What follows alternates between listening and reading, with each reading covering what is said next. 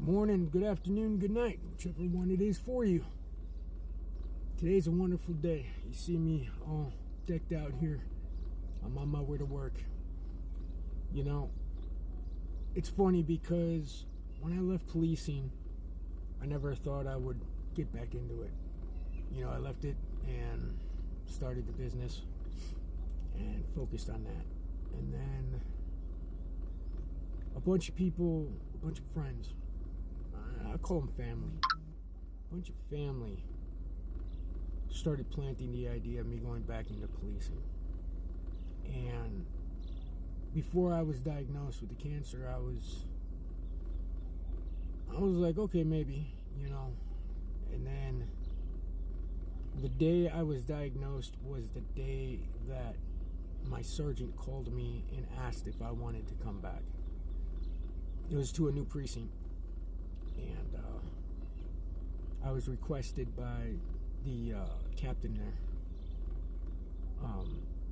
And I told him that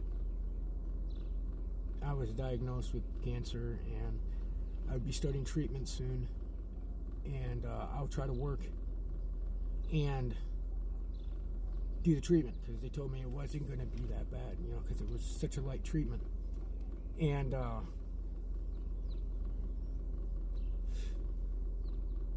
well, the treatment wasn't really that bad. It didn't hurt, you know, when it was happening, the radiation. The chemo, even though it was such a light dose, you know, it wasn't really that much. I still got the sores in the mouth and couldn't eat and couldn't talk, couldn't drink, couldn't open my mouth up past a certain point. Like that. I mean, it hurt bad, and it stayed for about 2 weeks. And that mouthwash I have, don't be fooled, it doesn't help. It really doesn't. What helps is just going through it and doing it. You know, that's the only thing. And the radiation, well, it didn't hurt when it was being done, but you could see on my body where they did the radiation because of the radiation burn I got. It was horrible. I put that Aquafina stuff on too late, and it just burned. I didn't listen because I was being stubborn. And I'm like, no, I could do it myself. I don't need it, you know. And it burned me pretty bad. I was pulling skin off of things that skin shouldn't be coming off of.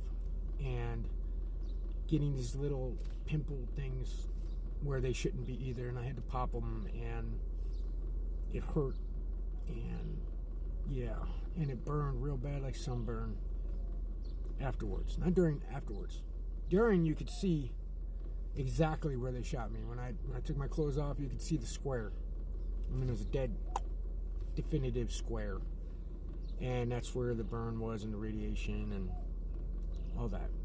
And on my butt cheeks, I have severe scarring because of burns and blisters and all that, because I was an idiot. I paid for it. Like I said before, I wasn't planning on making it through, so I didn't care. And the precinct, the sergeant there, kept my spot, and so did the chief, or the captain.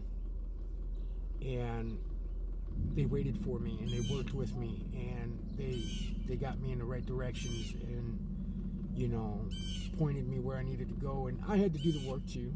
I had to do the psychological and the medical. Well, the medical is just a piss test. And well, that lit up like a Christmas tree because of me being in the hospital and all the stuff they gave me. And the psychological, well, that was simple. You asked to answer the questions, and, you know, they talk to you, and then you explain everything. I did it once before, and it didn't really go that bad the second time. So, I did all that, and then my license went inactive, and I couldn't do the training cycle that I was supposed to do because I was in the hospital all the time. And they were nice enough to reactivate my license. and allow me to be commissioned again. And well, obviously he wants to be on film too. Huh. And yeah, I got on, and they're getting me back on track. You know, I ride with my sergeant, and he's getting me back into the groove of things. Because it is, you need to get back in the groove. I mean, the groundwork's there. It's just you don't know the steps again. You know, you gotta learn the walk, and you need to learn all the stuff again. You know, what to look for and what to see. And it comes back to you slowly. It does.